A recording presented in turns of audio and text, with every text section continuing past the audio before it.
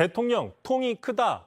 인유한 전 국민의힘 의원이 어제였죠. 대한적십자회장에 선출되자 정치권에서 논란이 나오고 있습니다. 네. 이 대통령의 인준을 거치면 임기 3년의 회장직을 시작하는데 의사 출신이라서 전문성에 대한 어떤 논란이라기보다는 정치적 행보 때문으로 풀이가 됩니다. 알다시피 올해 초에 국회의원직에 사퇴했는데 그 전까지는 대표적인 친윤계였었죠. 네, 맞습니다. 2024년 국회에 와서 그 뒤로 쭉 행보를 보면 친윤계로 분류가 될 수밖에 없는 행보였고 또 12.3 불법계엄 이후에도 계엄을 두둔하는 듯한 입장을 보이지 않았었나요? 그렇습니다. 그래서 이 비하인드 뉴스에서도 여러 차례 소개를 했었던 예. 정치인인데 12.3 내란 사태 이후에 윤 전 대통령을 가슴으로 이해한다거나 또는 DJ 같았으면 불법계엄을 포용했을 텐데 라면서 당시 야당인 민주당 탓을 하기도 했다고 보도해드린 바가 있습니다. 네. 또 있었죠. 지난해 4월 같은 경우에는 외신 인터뷰에서 윤석열 현명하지 못한 계엄으로 대가를 치르고 있다라고 비판했는데 그 뒤에 국내 인터뷰에서는 왜 감옥에 가두고 있느냐, 국가유신에 도움이 안 된다, 풀어주라 라면서 이재명 정부를 비판했다라고 또 보도해드린 바가 있습니다. 지난해 연말이네요. 그렇습니다. 4월과 10월인데요. 실제로 이 의원직을 사퇴할 때도요, 이렇다 할 사과를 명확하게 하지 않아서 논란이 된 바 있습니다. 들어보시죠. 네. 흑백 논리와 진영 논리는 벗어나야지만 국민 통합이 가능하다고 생각합니다. 윤 정부의 계엄 이후 지난 1년간 이어지고 있는 불행한 일들은 대한민국 미래를 위해 극복해야 할 일이라고 생각합니다. 네. 그러니까 의원직 사퇴할 때의 이런 발언들을 보면 일단 국민의힘에서는 처음으로 뭔가 이제 자리를 내놓는 그래서 책임지는 모습을 보였다는 평가도 있지만 또 반면에 명확하게 사과를 하지 않아서 좀 뜬금이 없다 이런 시각도 분명히 있었잖아요. 그렇습니다. 그런데 다시 이제 등장하자 특히 보수권에서 반발이 나오고 있는데 네. 대표적인 보수 인사죠. 조갑재 씨는 윤석열의 불법 계엄에 반대하지 않았다. 또 탄핵안 표결에도 찬성했다는 증거가 없고 그렇다면 사실상 불법 계엄 지지로 보는 게 맞다라면서 의원직에서 비록 물러났지만 과거의 정치 성향을 바꿀 수 없다라고 비판을 했고요. 네. 또 어떤 국회의원은 윤석열 탄핵에 반대했던 인사를 적십자회장에 앉히는 것이야말로 뉴 이재명이냐라고 비판을 했습니다. 그런데 이 비판한 사람 알고 보니까 국민의힘 한지아 의원이었습니다. 네. 대한적십자회장은 정치적인 자리와 기관으로 볼 수는 없죠. 그런데 이런 내란에 대한 입장이 바뀌었는지에 대한 명확한 설명이 없는 상황에서 이런 자리에 가다 보니까 논란이 지금 큰 거 아니겠습니까? 그래서 일단 민주당 일각에서도 보수 인사를 쓸 때는 쓰더라도 내란 사태와는 좀 명확하게 선을 그어야 되는 게 아니냐라는 우려가 나온 게 있고요. 네. 다만 여권에서는 말씀하신 것처럼 대통령이 직접 임명하는 정무직 공직자가 아니기 때문에 대통령 의중이 실렸다라고 확정할 수는 없다라는 또 해석도 대통령이 나오고 임명하는 있습니다. 자리는 아니다. 그러니까 선출을 하고 대통령이 마지막에 인준하는 절차만 거친다. 형식적으로 인준만 하는 절차를 따르기 때문에 예. 그 선출 과정에 개입하는 것 자체가 또 다른 논란이 될 수 있다라는 또 입장도 있기 때문에 좀 더 봐야 된다라는 그러니까 게 대통령의 있는 거고요. 뜻이 반영돼 있느냐 아니면 안 돼 있느냐 이건 아직 불분명하다 이 얘기인가요? 그렇습니다. 예. 선출 절차가 있기 때문에 대통령이 개입했다고 볼 수는 없다라는 또 시각도 분명히 존재합니다. 네. 다만 또 이런 가운데 민주당의 김문수 의원입니다. 순천을 연구한 인유한 전 의원과 통화를 했다면서 이렇게 얘기를 했습니다. 인유한 전 의원이 통화를 해봤더니 대통령이 정말 스케일이 크다, 통이 크다라면서 최선을 다하겠다고 소감을 밝히기도 했습니다. 인요환 지금 회장 선출돼서 인준을 받기 전인 인요환 전 의원이 저렇게 얘기를 했다고요? 그렇습니다. 대통령과의 어떤 소통이 있는 것처럼 또 뉘앙스를 풍기기도 했었죠. 예. 어쨌든 이런 논란들이 나오자 본인이 직접 오후에 입장문을 냈는데 불법 계엄으로 초래된 헌정질서 훼손과 국민적 불행에 대해 1000가지 말 대신 의원직 사퇴라는 하나의 행동으로 소신을 실천했다라면서 사실상 사과 입장을 밝히긴 했습니다. 예. 헌정질서 훼손이라는 표현을 썼네요. 불법 계엄이라고 했고요. 예. 지난해 의원직 사퇴할 때하고는 조금은 뭐 달라진 건가요? 어떻습니까? 그때보다는 조금 더 명확하게 불법이나 헌정질서 훼손에 대한 언급을 한 겁니다. 예, 그때는 좀 애매했는데 예. 네, 분명하게 헌정질서 훼손이라고 밝히긴 했네요. 아이고, 이게 지금 대통령 지지율, 당 지지율 모두 다 하락을 하고 있는 가운데 당청 갈등 논란이 계속되고 있습니다. 그 논란거리가 또 하나 이제 추가가 된 게 한창식 민정수석 임명에 이어서 박지영 사법제도 비서관도 기용을 했는데 내란 특검보였습니다. 이제 특검보에서 바로 이 청와대 인사로 가는 게 맞느냐 뭐 이런 얘기가 나오고 있어요. 그리고 또 검찰 출신이니까요. 이 논란 어떻게 보고 계세요? 물론 일정 부분 뭐 아쉬운 부분이 있을 수는 있죠. 뭐 한찬식 수석의 경우에도 마찬가지긴 하죠. 검찰 출신이라는 그런 부분들 이번에는 신임 수석 비서관도 마찬가지입니다. 비서관의 경우에도 뭐 검찰 출신이라는 그런 한계를 지적을 할 수는 있겠죠. 그렇지만 과거에 우리가 문재인 정부 때 검찰 개혁을 하기 위해서 조국 민정수석이 있었지만 사실상 검찰 출신이 아닌 한계 때문에 사실 검찰 개혁을 완수하지 못한 부분도 있는 것이거든요. 저는 이재명 대통령께서 그러한 부분도 함께 폭넓게 염두에 두고 결정을 했다는 생각이 듭니다.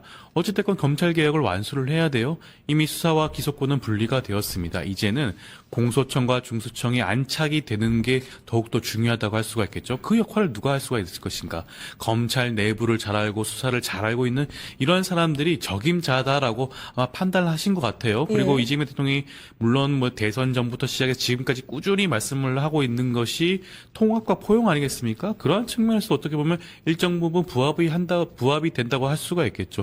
이런 여러 측면을 살펴보게 되면 저는 이번 인사에 대해서도 충분히 납득할 수가 있고 설득될 수 있는 지점이 분명히 있지 않을까 싶습니다. 예. 근데 한창식 민정수석도 그렇고 박정 특검보도 이게 기용이 되는 게 뭐가 문제라는 건지 제가 그 논리를 잘 이해를 할 수가 없어서. 그러니까 뭐 일단은 두 가지인 것 같은데 첫 번째는 이제 검찰 개혁에 앞장서야 하는 역할을 이제 맡는 거잖아요. 결국 이 청와대에서 뭐 민정수석을 한다든지 아니면 사법제도개혁 비서관을 간다라고 하는 것은 결국 검찰개혁에 굉장히 깊숙한 관여를 하게 되는 사람인데 그 사람이 결국 검찰 출신 인사라고 하는 것이 일종의 이제 내 편 봐주기. 팔은 안으로 굽는다. 그렇게 되는 게 아닐까라는 우려가 좀 있으신 것 같아요. 그러니까 쉽게 말하면 팔이 안으로 굽으면서 이제 검찰 출신 인사이기 때문에 검찰 편을 드는 거 아닌가에 대한 어떤 두려움이 있는 상황인 것 같고 예. 그 외에 이제 민정수석의 이력에 대해서 좀 뭐 문제를 삼는 것 같아요. 예를 들면 뭐 문재인 정부 시절에 어떤 환경부 블랙리스트 수사를 했다라는 뭐 그런 내용들이 있는 것 같은데 사실 제가 봤을 때는 뭐 여러 가지 평가가 있을 수 있겠습니다만 대통령의 인사권을 존중하는 게 맞다라는 생각이 드는 게 앞에서도 말씀해 주셨지만 검찰개혁이라고 하는 것은 뭐 단순히 학자 출신이나 아니면 어떤 이론만으로 할 수 있는 일은 아니라고 생각합니다. 실제로 검찰개혁을 추진하는 과정 그 길목마다 굉장히 첨예하게 부딪히기도 하고 갈등을 빚기도 하고 검찰 조직 내부의 어떤 반발이라든지 이런 것들이 터져나오면서 검찰개혁이 좌초되거나 혹은 너무나 많은 어떤 부침이 있거나 이런 일들이 있어 왔잖아요.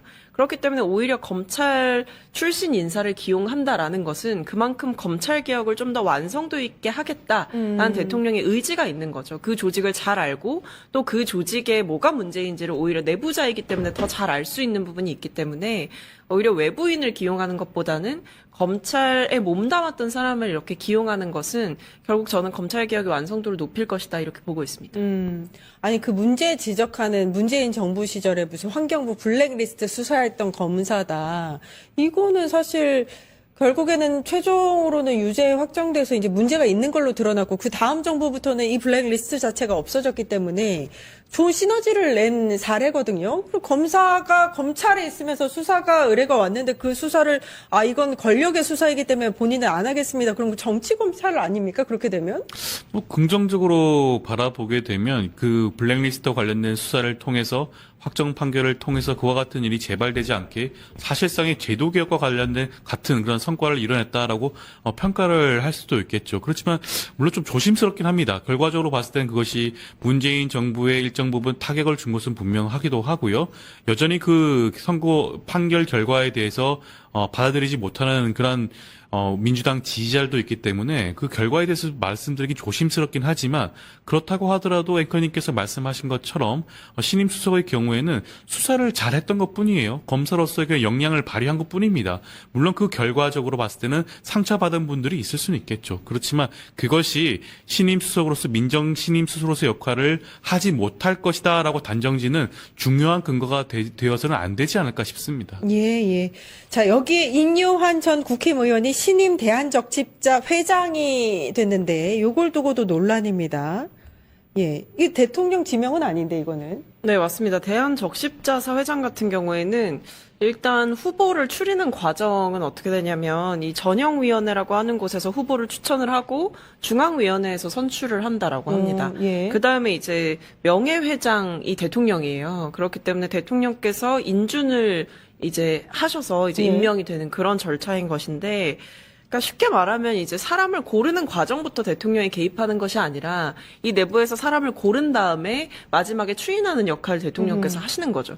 그러니까 이거는 엄연히 대통령이 뭐 사람을 픽해서 그 과정에 다 개입을 하고 그래서 최종적으로 그 모든 과정의 책임자가 되는 그런 절차가 아니라 결국 내부에서 사람을 고르고 뭐 혹은 그 위원회를 통해서 선출이 된 다음에 대통령께서 마지막에 그냥 이제 추인을 해주는 그런 모양새인 거거든요. 예. 그렇기 때문에 저는 뭐 인요한 그 전 의원에 대해서 여러 가지 평가나 비판이 있고 분명히 이제 그가 국회의원 시절에 보였던 행보나 이런 부분에 실망스러운 것도 있지만 또 한편으로는 이제 내란 이후에 의원직을 또 내려놓으면서 본인 딴에는 국민의힘에 또 쓴소리를 하고 떠난 인물이기도 하거든요. 그래서 저는 이 인사 자체는 대통령께서 어떤 인요한 전 의원이 뭐 이사장이 되게끔 대한적십자사 회장이 되게끔 관여하신 바는 없다라고 볼 수 있기 때문에 이 부분에 대해서도 너무 지나친 반발은 예. 좀 적절치 않은 것 같다라는 생각이 듭니다. 그럼 이 반발의 그 이제 저변에는 국민의힘 의원을 또 무슨 어떤 직을 줬느냐 뭐 지금 이건가요? 그러면은?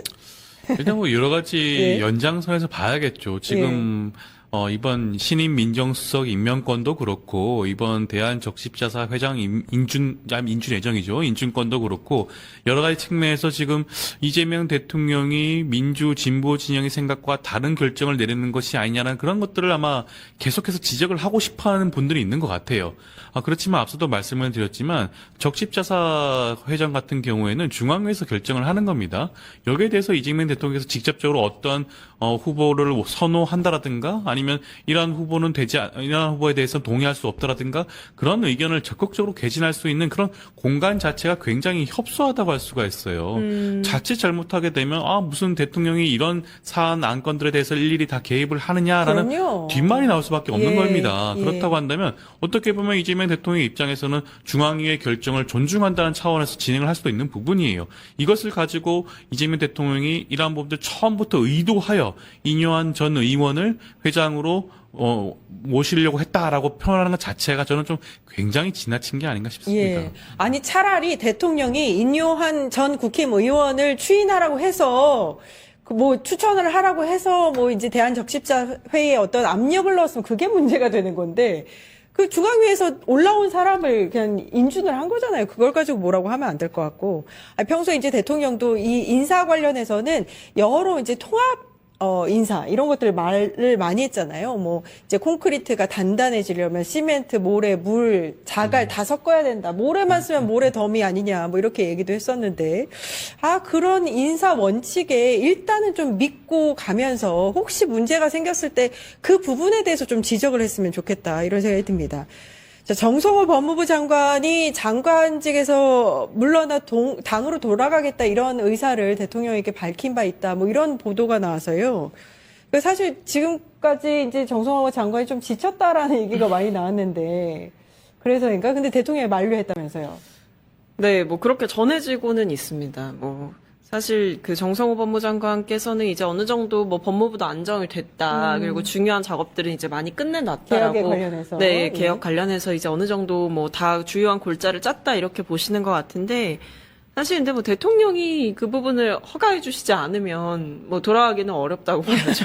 예, 인사권자. 네, 인사권자의 의중이 중요하고 예. 또 법무장관으로 가신 지 또 그렇게 오래된 것도 아니에요. 그렇기 때문에 장관으로서 아직 해야 하는 일들이 남아있다라고 대통령께서 판단하신다면 저는 대통령과 함께 이 국정을 책임지는 장관이시기 때문에 저는 조금 더 계셔야 되지 않을까라는 생각이 듭니다. 근데 저는 좀 의외였던 게 검찰 개혁이 어느 정도 이제 구성을 어떻게 할지는 정해졌지만 아직 완성된 건 아니잖아요. 그래서 지금 이쯤에서 좀 그만 당으로 다시 돌아가겠다라고 한 이유가 뭘까 예상이 좀 안 되더라고요.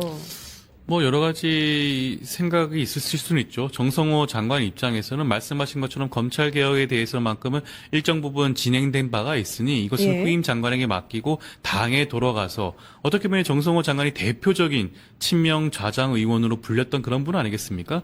이재명 대통령의 심중을 그 누구보다도 잘 알고 있는 의원이다 보니 이러한 부분들에 대해서 일정 부분 가교 역할을 할 수도 있는 부분이라고 할 수가 있겠고요. 지금 당과 청와대가 일정 부분 엇박자, 불협화음이 나고 있다는 여러 가지 얘기들이 나오고 있지 않습니까? 그런 부분들을 해소하고 해결할 수가 있는 적임자로서 많은 동료 의원들이 기대하고 있는 그런 부분도 있을 겁니다.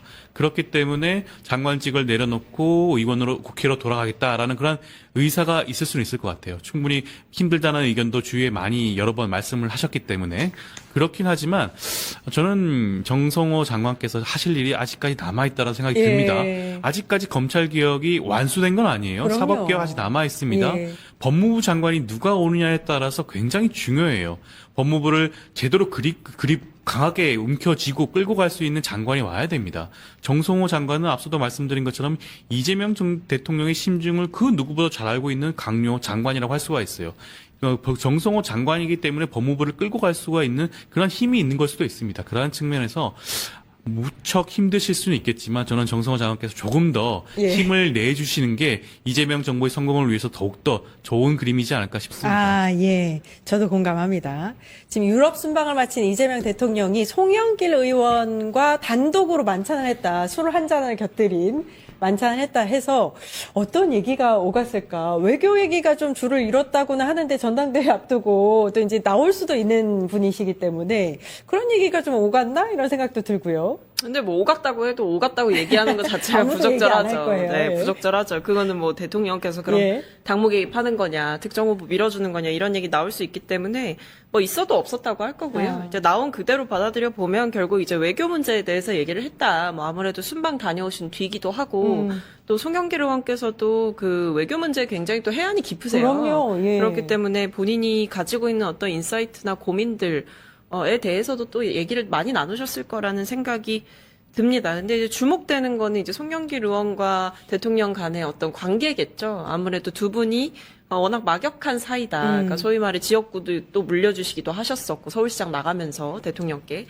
그런 일도 있었기 때문에 그것도 그리고 순방을 마치고 와서 바로 이렇게 만찬을 했다라는 것도 사실은 얼마나 가깝게 생각하면 그 굉장히 빡빡했던 순방 일정을 마치고 와서 송영길 의원을 찾았을까. 그러니까 두 분의 관계가 굉장히 돈독하다라는 점은 뭐 분명하게 부정할 수 없는 사실인 것 같습니다. 예. 근데 송영길 의원이 특별히 이제 그 만찬 내용에 대해서 외교 문제에 대한 얘기를 나눴을 뿐 전당대회와 관련된 대화는 일체 없었다. 이렇게 강조를 했어요. 근데 이제 아무래도 송영길 의원이 지금 이제 하고 있는 당에서 하고 있는 역할 자체가 뭐 이제 워딩이 정청래 당대표가 다음 전당대회 연임을 도전을 하면 본인이 나갈 것이다. 뭐 이렇게 얘기를 하고 있기 때문에 관련한 이야기가 안 나올 수가 있을까? 예, 아예 무시할 수가 있을까? 또 일각에서 이제 입각제의를 했다 이런 얘기도 나오고요. 이제 다 예상을 하는 거죠, 그냥. 예. 여러 가지 정치적으로 해석할 수 있는 예. 부분이 많긴 하죠. 그렇지만 뭐 전당대회에 있어서만큼은 뭐 이재명 대통령든가 송영길 의원 입장에서는 그와 같은 발언이 없었다라고 단정할 수밖에 없을 겁니다. 그 입장을 밝힐 수밖에 없는 부분은 당연한 예. 것이고요. 저는 뭐 전당대회 관련된 내용보다는 송영길 의원이 가지고 있는 역할이 굉장히 많을 것 같아요. 제가 이런 표현이 좀 적절한지 모르겠는데 이재명 대통령 입장에서 바라봤을 때는 송영길 의원은 굉장히 쓰임새가 많은 의원입니다. 당대표 선거가 이제 본격화되기 직전인데 사실은 이제 당내에서의 경쟁 구도나 갈등 그리고 당청 관계를 떠나서 사실 기자로서 보기에는 여론의 흐름도 좀 지켜봐야 할 것 같습니다. 문제는 그 여론의 기반이 되는 여권의 대형 스피커라고 볼 수 있죠. 뉴스공장이나 그 정청래 대표가 민심의 척도라고 얘기하는 정청래 대표가 늘 강조하죠. 딴지 게시판 그리고 아까 조국혁신당 말씀 잠깐 하셨는데 조국혁신당이 일종의 같은 흐름을 보이고 있다. 그런 키워드를 중심으로 말씀을 드립니다. 대통령 지지율 분석을 흥미롭게 내놨습니다. 자, 공통점이 뭐냐면 자, 이렇게 말씀을 좀 드리겠습니다. 이번 지지율 하락 원인 대통령이 아까 말씀드린 대로 짚고 있는 2030 세대라든가 민생 문제라든가 선관위 문제가 아니라 정체성이 부정된 데에 있다라고 키워드가 공교롭지만 공통되어 있습니다. 그러면서 이것에 대해서 김호준 뉴스공장장을 이야기하기가 조금 민망합니다. 그래도 말씀을 드리겠습니다. 코어 지지층이라고 이야기합니다. 그래서 코어 지지층의 특징이 자기 정체성을 부정하는 사람을 바로 버린다. 왜냐하면 가치 연대이기 때문이다라는 분석이 나오고 이것을 중심으로 해서 아까 말씀하신 조국혁신당 그리고 딴지 게시판, 뉴스공장을 중심으로 한 흐름들이 모이고 있는데 자, 이 분석을 좀 어떻게 보시는지 저는 여러 가지 분석이 좀 나올 것 같습니다. 니들이 정체성을 알아? 참나 가치를 알아? 예. 그럼 저기 DJP 연대했을 때 김대중 대통령 버려야 됐나요? 1900 예? 그렇네요. 이라크 파병했을 때 노무현 대통령 버려야 됐나요? 예? FTA 했을 때 노무현 대통령 버려야 됐나요? 무슨 코어 지지층 같은 소리 하고 있어. 그냥 자기들하고 생각이 다르다고 이야기하세요. 너무 예, 심플한데요. 자체가 참 좀 과대망상이다. 뭐 이런 생각이 들고 예. 정체성이라고 하면 정체성 설명 못 하잖아요. 그냥 그렇죠? 쉽게 예. 말하면 검찰개혁 원칙론자, 근본주의, 예. 이거지. 이게 민주당의 정체성이에요? 아니잖아요, 그죠? 제가 이제 주말에 이런 흐름이 있어서 제가 찾아본 건 이해찬 회고록을 다시 찾아봤거든요. 네. 예, 요즘 가장 빠르게 확인할 수 있는 그 민주당의 2000년 이후에 뭐랄까 기록, 정체성. 예, 정체성. 그래서 저는 이제 DJ의 서민중산층 키워드라든가 아니면 노무현 대통령의 특권 없는 세상이라든가 이런 키워드들을 찾았는데 말씀대로 정체성 이야기를 하고 있지만 코어 지지층 이야기하면서 정체성 이야기를 하고 있지만 그게 무엇인가는 불분명합니다. 그리고 키워드로는 사실 돌고 돌아서 검찰개혁입니다. 아니 그게 예. 좀 검찰개혁 필요하다고 보지만 네. 그거는 그냥 법적 절차와 정치적 행위로 삼으면 되지. 이걸 정체성이라고 내세우면 대한민국 집권 여당이 너무 협소하지 않나요? 우리가 그 사정기관 중에도 징벌적 역할하는 검찰 하나를 가지고 물론 검찰의 폐해가 워낙 심하니까 해결해야 됩니다만 예.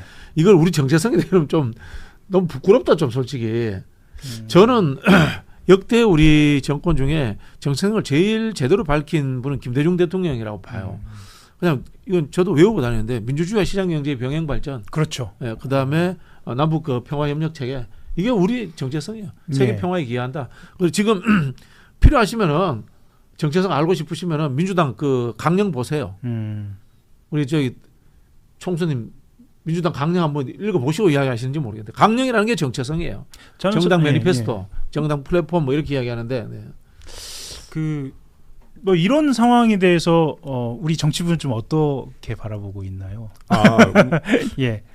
사실 우리가 이 기술적인 측면이긴 합니다만 정치부에서 기사를 쓰기엔 조금 난감한 상황이기도 하죠. 그러니까 이걸 메인스트림으로 잡고 어떻게 분석할 것인가에 대한 문제도 좀 있고요. 네, 이게 딱 지금 말씀하신 대로 예. 이 정체성이라고 얘기했을 때 이분들이 얘기하신 게 딱 잡히진 않는 것도 있고요. 예. 그래서 사실 뉴스라는 건 어쨌든 그날 있었던거나 최근에 있었던 새로운 아젠다나 이런 걸 갖고 분석을 해설해야 되는데 요 주제는 요거는 이제 저희 정치부의 시각이라기보다 제가 그냥 개인적으로 봤을 때는 이제 항상 민주당 안에서 벌어졌던 일 같긴 한데요. 이 집권당, 그러니까 결국 정치의 목적은 예. 집권하고 다수당이 되는 거잖아요. 근데 이제 이거가 되기 위해서 과거 야당 시절에는 적을 설정하고 예. 그 적과 싸우기 위해서 결집을 했죠. 그렇죠. 그게 항상 그 전략이었고 그래서 성공을 해왔어요. 근데 이제 항상 그 집권 여당이 됐을 때의 문제가 그럼 그 전략을 유지할 거냐 말 거냐 하는데 이번에 똑같이 그 논쟁이 벌어지고 있다는 생각이 들고요. 예. 자, 근데 잠깐 속보가 말씀하시는 아니라, 네. 순간 속보가 들었습니다. 네. 정청래 대표가 민주당 대표를 직을 전격 사퇴했습니다. 지금 실시간으로 전달이 되고 있는데요. 관련돼서 아마 본인의 입장을 밝힐 것인데 그것에 대해서도 말씀을 좀 더 나눠 보도록 하겠습니다. 저 민주당 정체성 우리 읽어드릴게요. 예. 여기 헌법 전문에 나와 있잖아요. 대한민국 민주공화이다. 그것처럼 예. 민주당에도 강령이라는 게 있습니다. 강령이 있습니다. 그게 네. 이제 정체성이에요. 네. 정체성인데 여기 보면은 뭐 이제 전문에는 5.18 정치인도하고 이렇게 쭉 나옵니다. 그다음에 뭐가 나오면은 혁신 성장과 민주당 시장 경제 예. 이렇게 나옵니다. 우리는 이른바 그 통합 경제라든가 구구 경제 이런 거 아닙니다. 건전한 자유시장주의를 주장합니다. 예. 그다음에 노동 존중 사회 나옵니다. 노동 존중 사회, 노동권을 존중한다. 다만 노동자 농민의 전당은 아닙니다. 예. 그건 진보 정당, 우리 노동 존중 사회. 그다음에 더 강한 민주주의와 당원 중심 대중 정당을 선호한다. 돼 있고요. 그다음에 골고루 잘 사는 균형 발전. 그다음에 국익 중심의 실용 외교, 전쟁 없는 평화 한반도, 기후 위기 대응, 그리고 보편적 복지 국가, 포용과 상생, 성평등 민주주의, 뭐 언론의 자유 보장. 이게 민주당 정체성이에요. 예. 그죠? 보편적인 뭐라 합니까? 중도 진보 정당이다. 이 정도 보시면 돼요. 그렇죠. 서민과 중산층을 포괄하는 약간 뭐 그런 이제 키워드로 그거는 이제 보이기도 하고요. 계급 계층의 그렇죠. 이야기인 거고, 예. 지지 기반 이야기인 거고. 네. 그리고 저는 이회찬 의고록을 보면서 늘 느끼는 거지만 민주적 국민정당 건설이라는 말 자체 또한 제 뇌리에 계속 남거든요. 그거는 이제 한국에서 예. 그 반독재 투쟁이라든가 그 수구 냉전 세력 집권 저지를 위해서 네. 광범위한 연대를 해야 됩니다. 그래서 제가 농담 비슷하게 그런 이야기를 했습니다. 수구 집권 저지 잡탕 정당 때로는. 근데 문제는 이제 핵심은 이제 민주개혁 세력이 핵심 세력을 형성하고 있는 그게 거죠. 조금 더 순화시켜서 얘기하면 포용 아닌가요? 포용적 대중당인데 예. 근데 이 민주당 강령의 선언 이야기는 예. 그냥 미국 민주당하고 똑같다는 거예요. 리버럴 진보 정당이라는 거예요. 예. 유럽식 사회주의 정당이 아니고 리버럴 자유주의에 기반한 진보 정당이다. 이게 우리 이제 김만공 교수한테도 물어보고 예. 정치 철학 전공하는 사람들은 물어보면 다 그렇게 해석해줘요. 뭐 상황이 이러한데 자 이것만 좀 짚고 넘어가겠습니다. 게시판에는 사실은 여러 커뮤니티 게시판에서 이게 지금 제일 뜨거운 주제여서 딱 짚고 넘어가겠는데 이재명 대통령의 지금 상황을 이낙연 전 국무총리에 빗댔어요. 예, 빗대서 이명박 박근혜 사면을 이야기하고 이낙연 지지율이 확 빠졌다. 그렇게 친문을 하던 이낙연을 반문인 이재명이 이겨버렸다라고 이야기를 하는데 뭐 이 비유는 좀 적절치 않다. 또 비교할게요. 예. 박근혜 탄핵했잖아요, 그죠? 이명박 감옥 갔잖아요. 네. 박근혜 탄핵하는 거하고 보안 수사권하고 같은 급이에요? 그러니까 논의의 범주가 논의 전혀 범위가 다르잖아요. 예. 그러니까 자꾸 이게 오도하지 마세요, 제발. 그 조국혁신당 이야기 잠깐 하고 지금 정청래 대표 사퇴 워딩이 주요하게 아마 제작진이 올려주실 것 같은데 그거 가지고 이야기를 조금 더 이어가 보도록 하겠습니다. 조국혁신당은 지금 상황에서는 두 가지 주제를 좀 갖고 나옵니다. 하나는 아까 말씀드렸던 검찰개혁, 검찰 보안수사권 당장 하자. 당장 검찰 보안수사권을 이건 해결을 해야 한다라고 이야기하면서 이 시한까지 정했습니다. 7월 17일 재헌절이라고 정하고 있고요. 두 번째는 자 이건 어제 이제 김준영 조국혁신당 원내대표가 이야기하는 것인데 이렇게 얘기합니다. 이재명 정부의 국정 지지율이 급격히 흔들리고 있다라는 것. 이것에 대해서 얘기하면서 지지층을 설득하기보다는 외면하고 함께 싸운 동지들을 부담처럼 대한다. 그러니까 부담으로 대한다라고 이야기하면서 개혁의 기준을 낮춰서 보수와 함께 가려는 듯한 정치가 과연 통합이냐라고 이야기하거든요. 그러면서 이제 조국 혁신당 내에서는 합당까지 이야기를 합니다. 이 두 가지 키워드를 꺼내드는 어찌 보면 민주당의 전당대회인데 뭔 말이에요? 그러니까요. 아니 뭔 말이냐는 게 제가 질문 드리려고 한 거였습니다. 앞뒤가 안 맞는 게 예. 보수로 간다고 비판해놓고 예. 합당하자고 하면 뭔 말이에요? 그래서 이 이야기를 해석을 하자면 본인들이 이야기하는 통합은 내부적인 조국혁신당과의 통합을 그리고 더 왼쪽에 있는 진보 진영과의 더 단단한 결속을 의미하는 거 아니냐라는 해석도 좀 나오고 있고요. 그러니까 우리가 지금 보통 일반의 기준으로 생각하는 것과는 좀 다른 것 같은데. 자기들로 들어가서 왼쪽 역할을 하면 되겠네. 그 역으로 해석하면. 근데 예. 조국혁신당 그 김준영 대표님 말씀은 차라리 솔직한 것 같아요. 아 그래요? 나 섭섭해. 왜 내가 출마하는데 거기에 김용남 공천해서 나 섭섭해. 차라리 솔직해요. 차라리 저는 솔직하다 이런 생각이 드는데 보안 수사권 끄집어 와서 하는 거는 저는 좀 과대망상이라고 봅니다. 보안 수사권 때문에 이재명 정부의 지지율이 빠졌고 그게 우리 제일 동지들이 섭섭해하는 거다. 이거는 좀 맞지 않다라고 보고 김준영 의원 이야기는 조국혁신당이 우리 대선 때 같이 했는데 우리가 후보를 했는데 왜 거기도 민주당도 후보를 해? 우리 섭섭해. 그 당이 다르니까 그렇게 섭섭하다고 할 수 있다. 뭐 그런 해석이 들고 저는 이런 부분들의 섭섭함이 작동할 수 있다고 봐요. 예. 이건 이재명 대통령이 또 해결해야 될 과제고 그렇다고 해서 중도 보수를 포괄하지 말라고 이야기하면 안 돼요. 왜 그 유명한 이야기가 있어요. 이거는 이제 독일 3인당이 옛날에 들었던 비판인데 왕성한 식욕이라는 게 있어요. 예. 굉장히 재밌는 비유. 왕성한 식욕이라고 하는데 집권을 위해서는 왕성한 식욕, 이념적 식욕이 있어야 돼요. 왼쪽으로도 가고 오른쪽으로도 가고 다 잡아먹는 거야.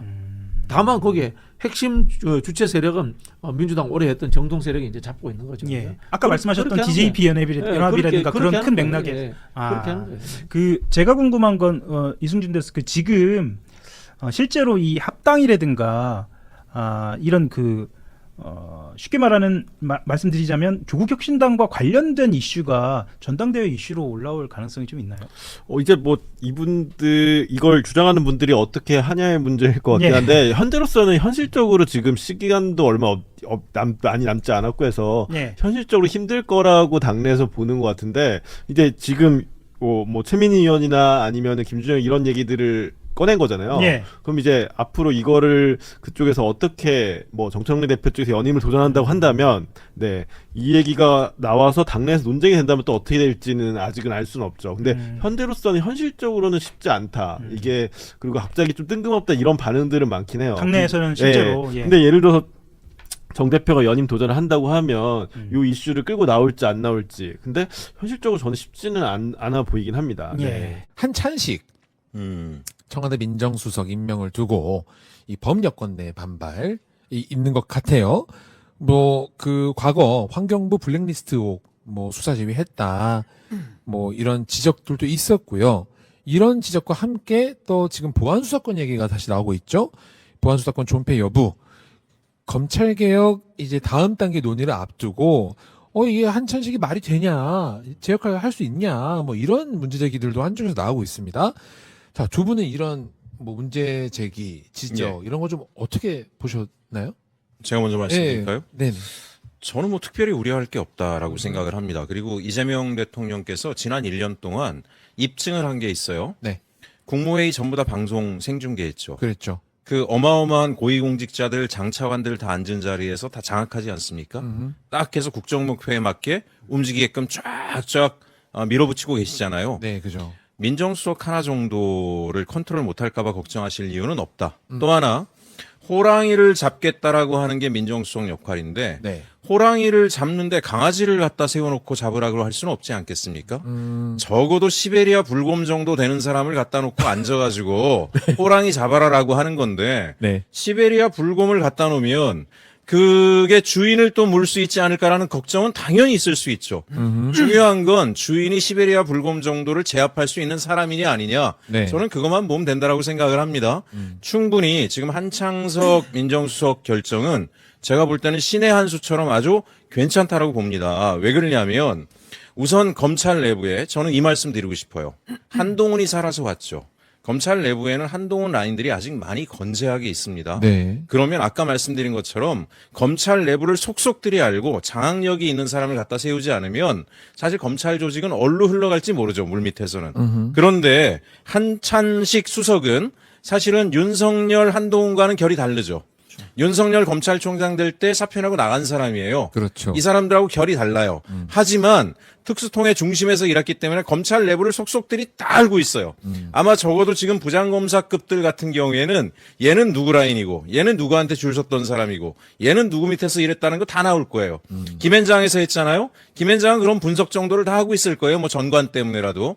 속속들이 검찰을 꿰고 있고 어찌 보면 지금 가장 두려움에 떠는 거는 검찰 내부일 수도 있겠다. 우리의 네. 일거수일투족을 그대로 다 들여다볼 수 있고 우리 내부의 민정수석에게 몰래 우리의 움직임을 갖다가 보고할 수 있는 사람들이 있을 수도 있다라는 두려움이 있겠죠. 그러니까 저는 여기까지 해서 굉장히 중요한 인사라고 보여지고 네. 또 하나 말씀드린 것처럼 마지막으로 우린 이재명 대통령을 믿으면 됩니다. 1년 동안 보지 않았습니까? 누구도 그 앞에 가서 일을 하는 순간에 반기를 못 든다. 행정부 내에서는 네. 명확한 대통령의 국정 목표에 맞게 움직일 수밖에 없고 그걸 봤기 때문에 결국은 대통령이 고삐를 틀어지고 정책 목표에 맞게 굴릴 거다. 이 정도 믿음은 우리가 가져가도 되지 않을까. 아하. 그렇게 생각합니다. 그렇군요. 네. 신규 변호사님 어떻게 보십니까? 우선은 저는 이제 한찬식 민정수석에 대한 문제를 제기하시는 분들에 대해서는 일단 보안수사권하고 이건 좀 분리해서 봐야 된다 생각이 들어요. 아하, 왜냐면 네네네. 제도와 인사를 또 섞으면 이야기가 또 산으로 가고 또 검찰 악마화를 가지고 모든 걸 다 풀어낼 수는 없다라는 생각이 들고요. 무엇보다 대통령의 비서 중에 가장 선임 비서를 수석 비서라고 우리가 부르는 겁니다. 그렇죠. 그러니까 민정수석은 수석 비서관인 거예요. 그러니까 맞아요. 비서죠. 비서 중에 하나일 뿐. 근데 그 비서를 임명하는데도 왜 이렇게 문제 제기가 저는 끊임없이 나오는 것인지, 전 대통령님의 인사권을 존중한다라는 것은 좀 최대한 지켜져야 되는 거 아닌가. 그러려고 정권 잡는 거지. 뭐 비서 하나 임명도 이렇게까지 논란을 만들면 뭐 일을 할 수 있겠습니까? 일단 이런 생각이 우선 들고요. 무엇보다 우리가 지금 검찰 개혁 주장하시는 분들의 모순이 뭐냐면 한찬식 민정수석이 되면은 영향을 미친다. 근데 또 지금 국회가 하라고 대통령께서 말씀하신 그 내용은 동시에 인용하고 있거든요. 예. 예. 네. 지금 정청래 대표가 당대표 사퇴를 하는 모양입니다. 잠깐 보고 오실게요. 오늘의 민주주의도 없고 오늘의 정청래도 없습니다. 꽃이 지고 나서야 봄인 줄 알았습니다. 노무현 대통령께서 서거하신 후에 노무현의 가치가 더욱 빛났습니다. 광주에서 콩이면 대구에서도 콩인 나라, 지역 감정 없는 국민 통합의 나라, 반칙과 특권이 없는 나라, 사람 사는 세상. 저는 그런 노무현이 좋았습니다.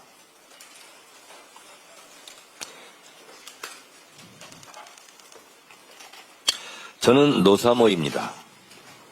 노무현을 통해 정치 현실에 눈을 떴고 노무현의 정치개혁, 지역 경선제 도입으로 국회의원이 될 수 있었습니다.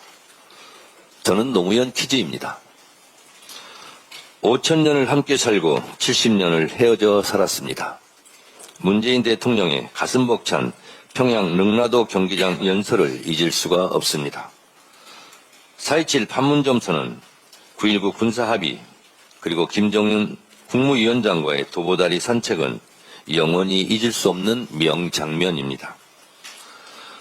대한민국이 코로나 방역 선진국이 될 수 있었고 문화 강국의 기틀을 놓은 것도 문재인 정부의 업적입니다. 저는 문재인 당대표 시절 최고위원이었습니다. 억울한 컷오프 공천 탈락했지만 선당 후사 당을 지켰습니다. 정치는 정치인이 하는 것 같지만 결국 국민이 합니다. 억강부약 대동세상을 꿈꾸는 이재명 대통령은 저의 동지이자 전우입니다. 꼭 성공시켜야 할 우리의 대통령입니다. 저는 이재명 당대표 시절 최고위원이었습니다. 윤석열 검찰 독재 정권의 야당 탄압, 정적 제거, 이재명 죽이기에 맞서 이재명 대표의 가장 옆자리에서 함께 싸웠습니다. 12.3 불법 비상계엄 내란 사태 때 우리는 국민과 함께 목숨 걸고 싸워 이겼고 마침내 빛의 혁명으로 자랑스러운 이재명 정부를 출범시켰습니다. 저는 국회 법사위원장으로 헌법재판소 국회 측 탄핵소추위원으로 내란 속의 윤석열을 탄핵하고 파면시키는 데 열심으로 일했습니다. 헌법의 적을 헌법으로 물리쳤고 민주주의의 적을 민주주의의 힘으로 물리쳤습니다. 역사는 직진하지 않지만 결코 후퇴하지 않습니다. 김대중 네, 방금 저희가 지금 현장, 이 민주당 최고위 상황 잠깐 듣고 왔는데요. 제가 제작진한테 들어보니까 시작을 할 때 오늘이 마지막 최고위입니다. 라고 시작을 했다고 해요. 그러니까 나 오늘 사퇴할 거야. 라는 이제 시그널을 밝히고 저렇게 뭐 문재인 전 대통령 얘기도 좀 하고 있는데, 자, 아무튼 이제 전준희 구성 의결을 앞두고 현직 당대표가 그만두는 모양새입니다. 지금 또 언론 보도를 보니까 이게 또 조선일보 보도인데요. 그러니까 이제 정청래 대표가 그만두고 문 전 대통령을 이제 만난다. 어디서 만나냐? 지금 이 서울 강남 코엑스에서 개막을 하는 서울국제도서전 참석을 위해서 문 전 대통령이 올라오신다는 거예요. 이제 요거를 계기점으로 해가지고 한번 두 분이 만난다라는 이제 이런 보도가 있었습니다. 이걸 두고 뭐 여러 가지 해석들이 이제 또 정치권에서 벌어질 것 같습니다. 네, 흐름을 끊었습니다, 제가. 근데 일단 아까 제가 네. 말씀드리다 부분만 마무리를 하면 네. 그러니까 민정수석이 또 영향을 미치니까 비판을 하면서 또 대통령께서 국회가 하라고 한 부분도 같이 인용하기 때문에 네. 그냥 국회가 하면 되는 거거든요. 그럼 민정수석에 대해서 또 문제 제기하는 게 또 모순이 되니까 이 부분도 있는 것 같고 우리가 보통 정치개혁 얘기할 때도 환상이 있잖아요. 정치를 모르고 정치에 때가 묻지 않고 바깥에서 오면은 정치개혁 잘할 것 같다. 그 환상의 절정이 아마 안철수 의원 아닌가요? 그러니까 근데 그렇게 해서 정치개혁이 됐냐라고 물어보면은 매일매일 수십 년째 혁신만 떠들지만 아무것도 이루어지지 않아요. 그러니까 마찬가지로 검찰 개혁도 검찰을 가장 모르는 비검찰, 뭐 예를 들면 조국 전 수석이라든지 이런 분들이 와서 잘 되겠냐. 안 된 선례들도 있고. 그래서 저는 아까 의원님 말씀하신 대로 제대로 된 검찰 개혁을 하려면 지피지기, 제대로 검찰을 알고 필요한 만큼의 개혁을 하는 이 합리성이 필요한데 전 그런 부분에서는 한찬식 수석이 전 이재명 대통령님을 잘 보좌 할 전 적임자다. 저 그렇게 봅니다. 아, 그렇군요. 좋습니다.